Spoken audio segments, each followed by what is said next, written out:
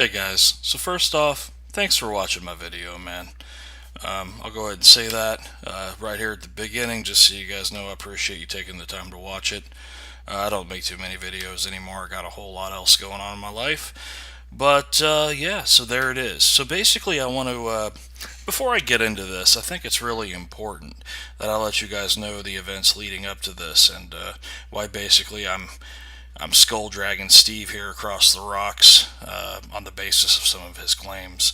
Now, I first ran into Steve actually over on Jim Hall's page.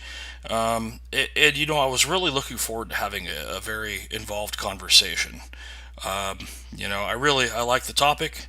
It's one that I think is, it's reasonably important in the field of philosophy and how we define ourselves as human beings, and categorizing things. Understanding each other, both individually and socially.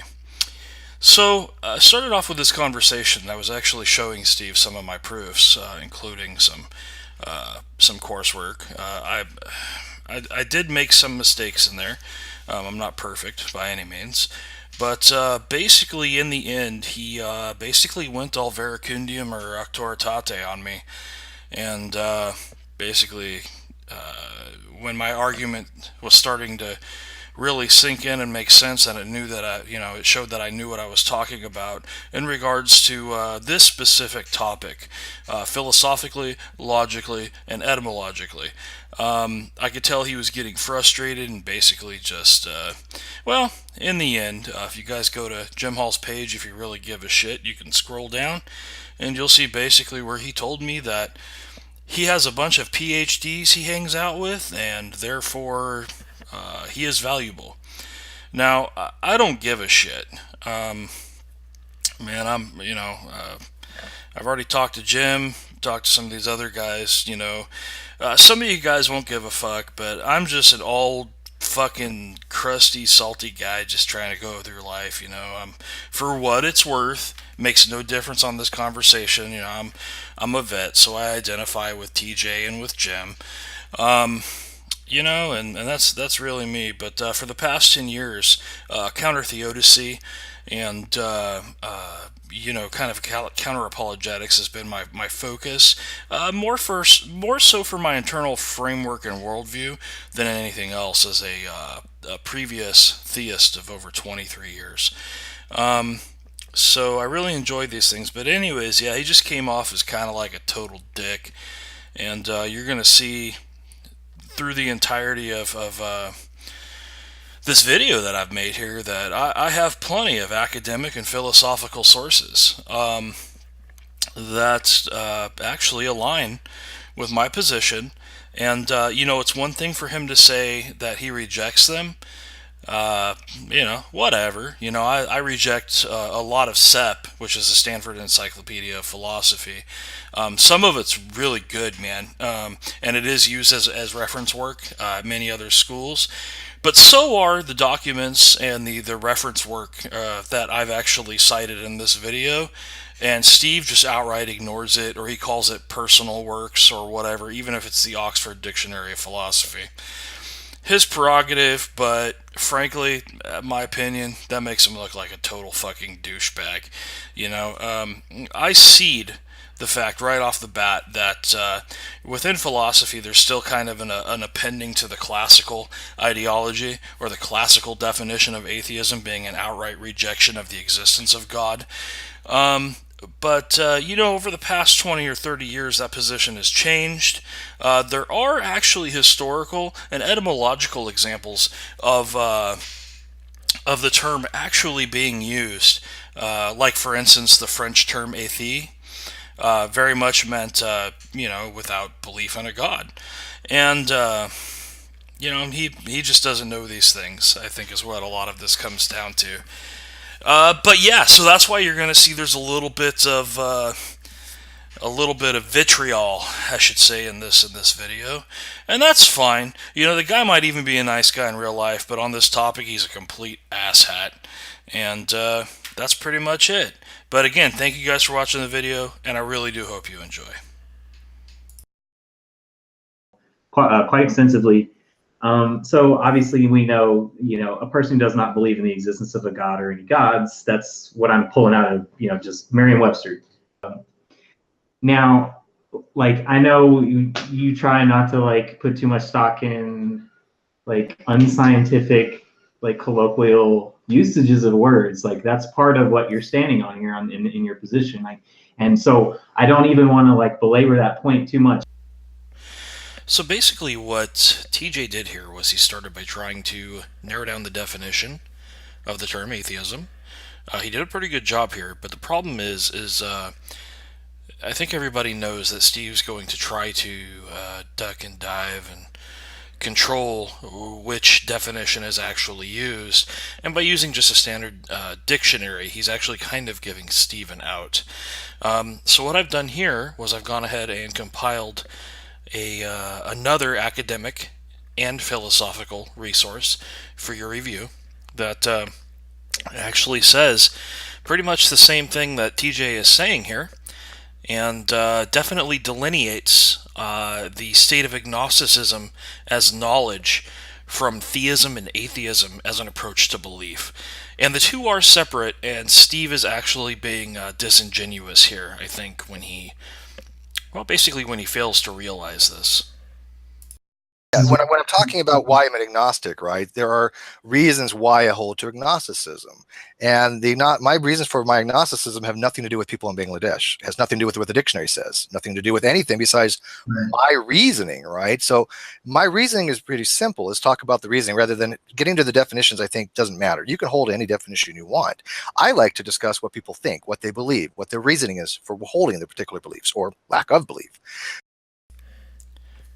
So here we hear Steve groom us for how noble his pursuits are and how genuinely interested in he is with the core concepts and ideas and abstractions that philosophy typically deals with. But the problem is the rest of the video, or at least a significant chunk of it, here with the Atheist Edge crew, is that he keeps trying to pigeonhole the definition of atheism back into his own little knapsack. And beyond this, he also tries to state that philosophy and academia support him on this as well, and they don't. If you go into psychology, what you'll notice is that there is an exact distinction. Well, I wouldn't say exact. I would say a distinction between belief and knowledge. Knowledge is a claim of truth, all right? And to test claims of knowledge, we comport them to reality, all right? Or we see, rather, if they do comport to reality. If they do not, then the knowledge claim, therefore, is reduced and may become a belief claim. A belief claim is a propositional investment towards the truth of a thing. Let's do a little thought experiment right quick. You are a store owner, and you have a retail clerk whose job, at the end of the day, part of his duties, is to close out the drawer. All right, he is to make the end of day deposit. So to do so, he has to count out all of the cash in the till.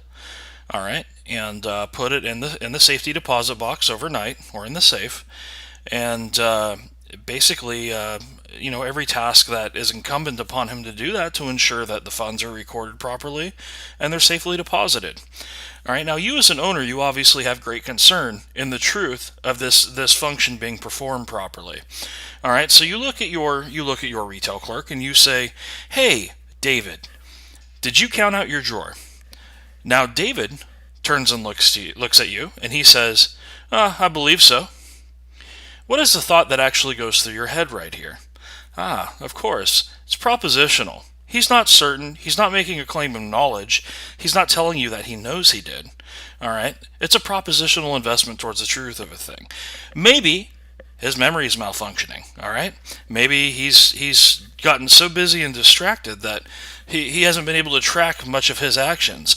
But the fact is that the claim that he's actually making is one of personal investment towards the truth of a thing. He thinks he did it, all right? But he's not claiming that he knows. And there is a distinction. Now, if you were to ask David, your retail clerk, whether he was sure that he did, and he said, "I know I did," he's making another claim entirely. He's saying demonstrable. In reality, he performed that function.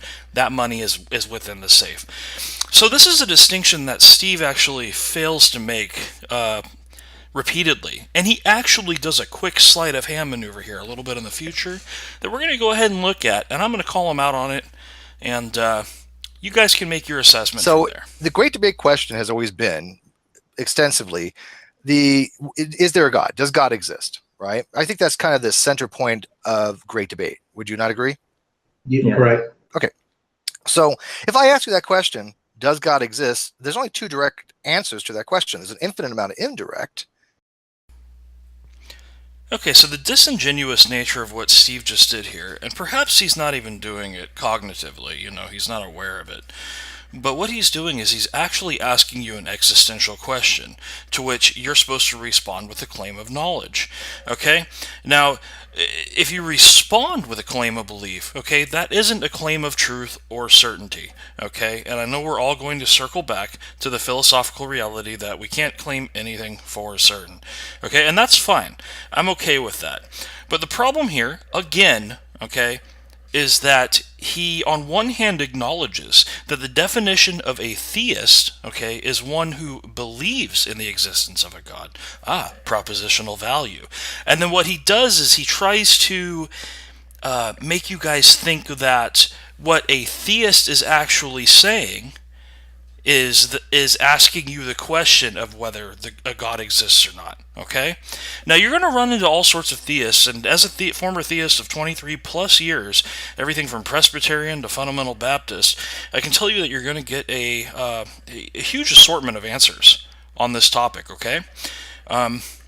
There is no one-size-fit-all, and that's when we actually go down into what people know, which of course we use gnostos for, all right? And that is the Greek root word for knowledge, all right? And as I've already shown in the Oxford Dictionary of Philosophy,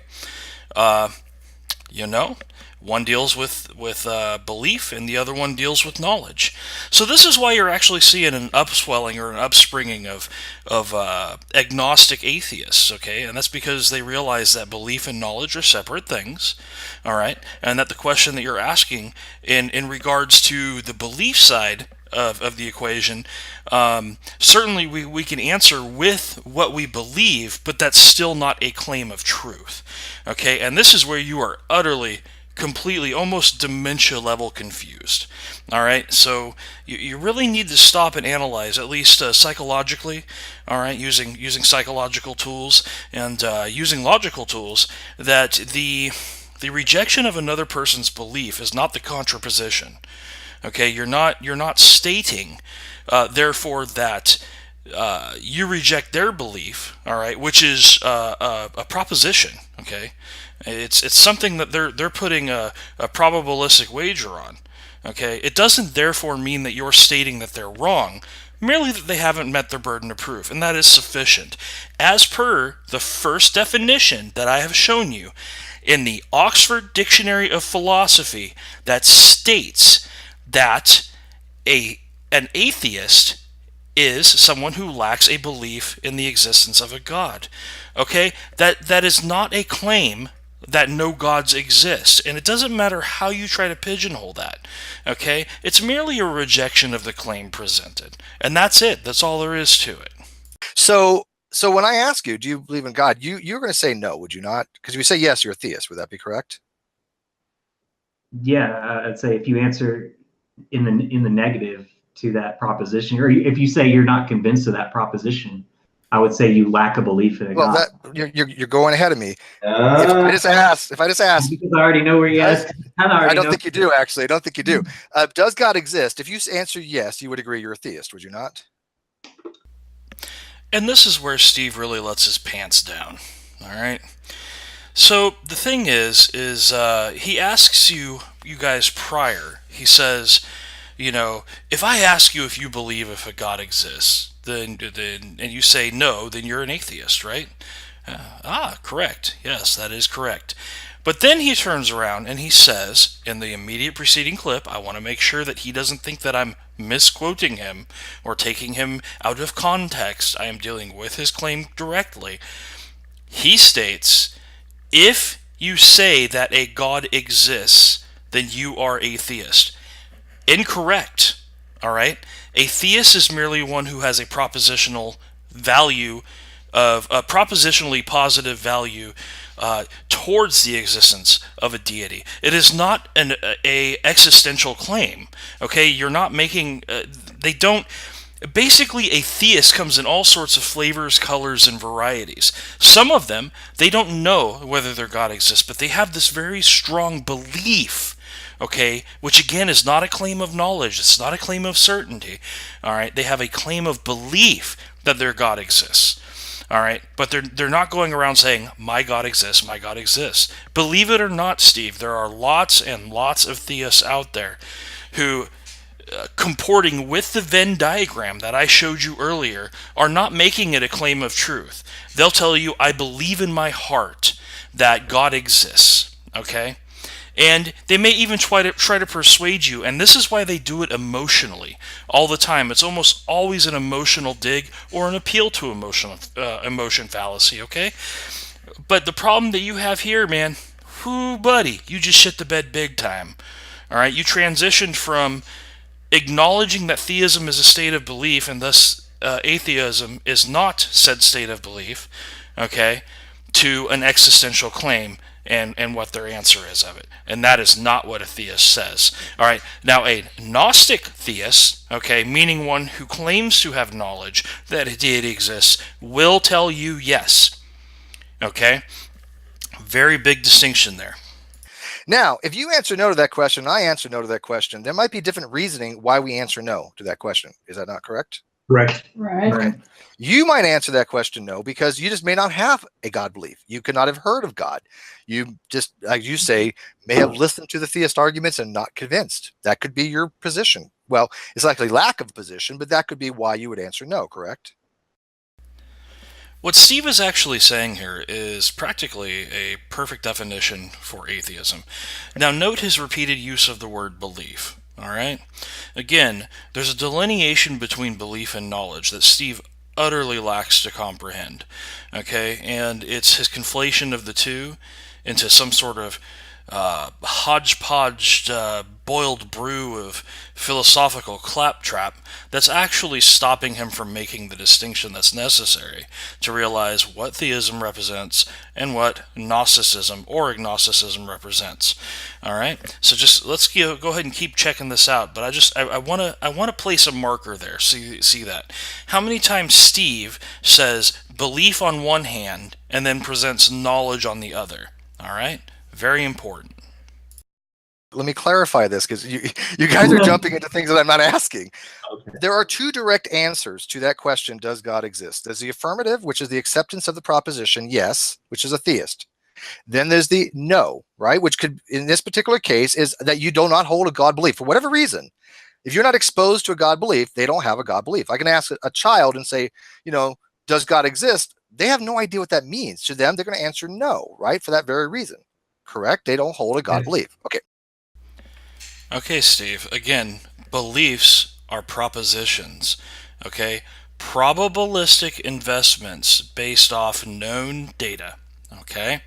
So what that means is they are not concrete claims. If a person says yes, they may know that the answer is yes, or they may merely believe that the answer is yes. And it depends on which proposition or claim, all right, whether it's the proposition or the claim that you're rejecting. All right. If it is a claim, it then falls into the field of knowledge. All right. And is a claim of truth and reality. All right. If they say I believe so, all right, that's not a claim of knowledge, and that's not a claim of truth. That is a hedged bet. It's a wager. All right. And you need to learn to make that distinction. And this is why you're utterly confusing these terms and why people clown on you all the time for this. And they're right to. I'm sorry, Steve, but they're right to. Okay. So the reason why someone like TJ might have to answer no is different from the reason I will answer no. Even though we both don't have a God belief. We're both non-theist. I think we agree with that, correct? Mm. Okay. So I've already looked at the proposition, and I've already suspended judgment on not only the proposition of theism, which is at least one God exists, but I've also suspended judgment on the proposition for atheism as a belief, such as there are no gods in the universe. And according to the Oxford Dictionary of Philosophy, your position that you just stated comports with the first definition of atheism. Maybe I have to post this again. Hey, there you go. Go ahead and look that over. That is curriculum. That is academic curriculum. It is philosophical curriculum. All right. So you can go ahead and have this ongoing confusion on this topic that you'd like to have, but I really request and I just wish that you would just stop spreading this misinformation because you don't understand it. So if I say, if I was an atheist that actually believed That's what gods do not exist, I can say to you, hey, gods do not exist, or there are no gods in the universe. And you can say that is true or false, right? There's a third option. Sure. You can say, I don't know, you can do whatever you want with it. But if you answer true to that, you would be obviously considered to be an atheist, would you not? You believe there's no gods. Yeah. Well, like I said, there are atheists that do actually believe gods do not exist. Well, yeah, of course. Okay. Now, let's for arguendo say that I'm one of those atheists. I actually believe that there are no gods. I will tell you there are no gods. Will straight up tell you, ontologically speaking, in the universe, no gods exist. That the proposition of theism is absolutely false. I reject it. Congratulations, you have just adopted the burden of proof. You must now display your omniscience and demonstrate to us every crack and corner of the universe and what lies beyond it to substantiate the claim that no deities exist.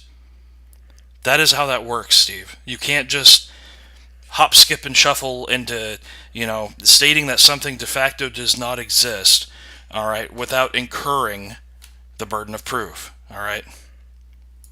Now, you, by saying that you answer no to the question, does God exist, you might just, again, not have that position. You may not believe that gods don't exist. You might actually just have no belief on it whatsoever. As shown to you by numerous conversationalists or people that you've argumented or had debates with in the past, the first definition that I have shown you is sufficient to identify oneself as an atheist. Okay, so it doesn't matter how you want to play this flip-flop game between belief and knowledge, all right? That's really your problem, man. Theism and atheism address states of belief, all right? Psychologically speaking, these are distinct from a claim of knowledge, all right? So all of this back and forth crap that you're doing with conflating belief and knowledge is utterly useless, and it actually demonstrates how little you know on this topic. I highly suggest you get some sort of doxastic education under your belt, because this is frankly embarrassing. So it's two different positions. My position as agnostic is such that I hold to theism is not true and atheism is not true. I suspend judgment on both. False. You pigeonhole one definition of atheism to meet your petitio principii, and then you present it as such, while ignoring that other academic and philosophical bodies already acknowledge that a lack of the positive belief in the existence of a deity is sufficient. Therefore, by that very definition, you are a de facto atheist, Steve. Now, I don't care what you want to call yourself. Call yourself the Gumball Princess for all I give a shit. All right? But, sorry, buddy. Doesn't matter how much you want to, jerk off to the Stanford Encyclopedia of Philosophy.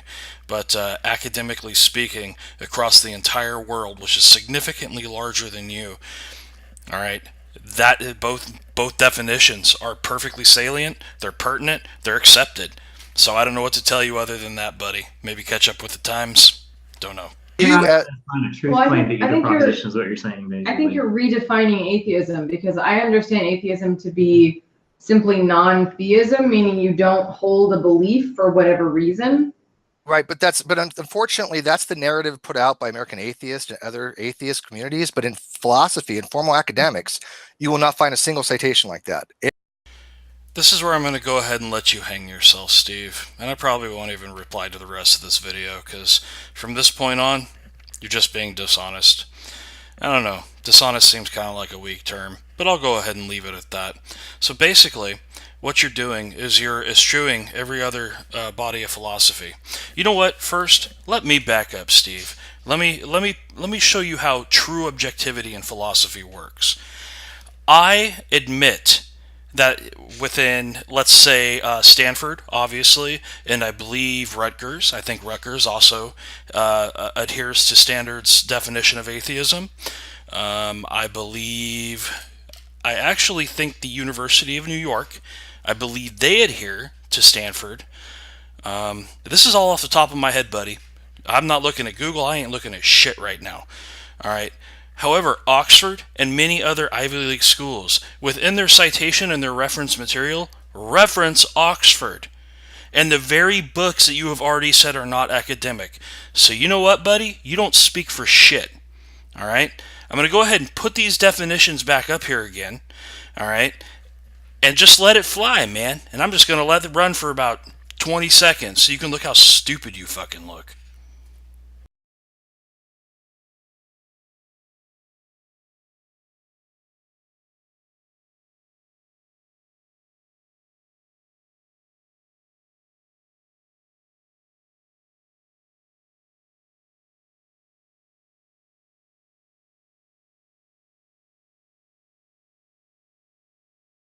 A rejection of the claim is not a positive belief.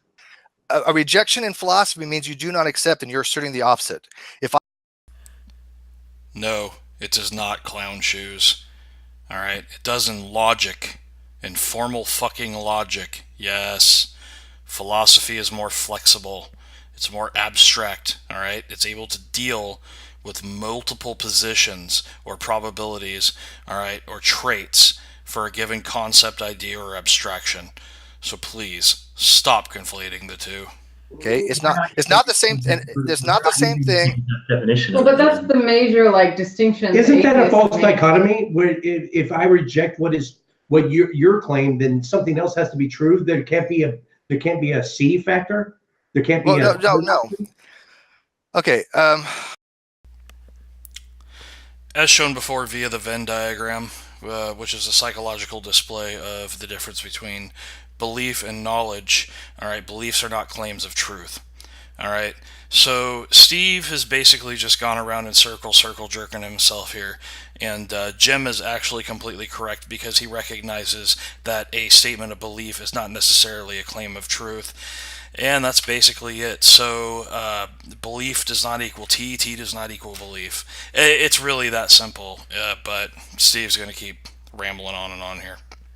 Evidence. Well, yeah, but here's the thing. Then we look at the Greek root word of atheism, atheos, meaning free from or without, No, just that's like not what I mean. amorphous or asymmetric. No. According to Stanford Encyclopedia of Philosophy and in every other source, you're committing an etymological fallacy. Oh, Steve, if only you could properly identify fallacies. What Jim is showing is a contemporary usage of the term that comports with the historical usage of the Greek prefixes. All right, now I have studied etymology, and I'm telling you right now, you are completely off your rocker, man. Basically, what's going on here is you're trying to, again, pigeonhole atheism into what you see as the valid Stanford Encyclopedia philosophy description, and you continue to reiterate this garbage, this vomitous diarrhea mass leaving your mouth here, that some other schools or all other schools don't follow Jim's very accurate etymological dissection of a Greek term. And unfortunately, they do, buddy. So you're just shit out of luck. An atheist means not. It is the rejection of the proposition. It means not P. Not. It doesn't mean without. It doesn't mean without gods. Oh yes, Steve. Please rewrite all of history. All of human history is yours to command, buddy. Yeah, you can just go ahead and pigeonhole that term into whatever use you want to do as long as you say that it's appended with philosophy, even if other organizations, academic institutions, or philosophers disagree with you. I can't even process how much narcissism or ego you have. Like, I don't know, man. I mean, the Great Debates channel is awesome and all that, but you got a bit of a balloon head going on there, dude. or atheism, it defines more often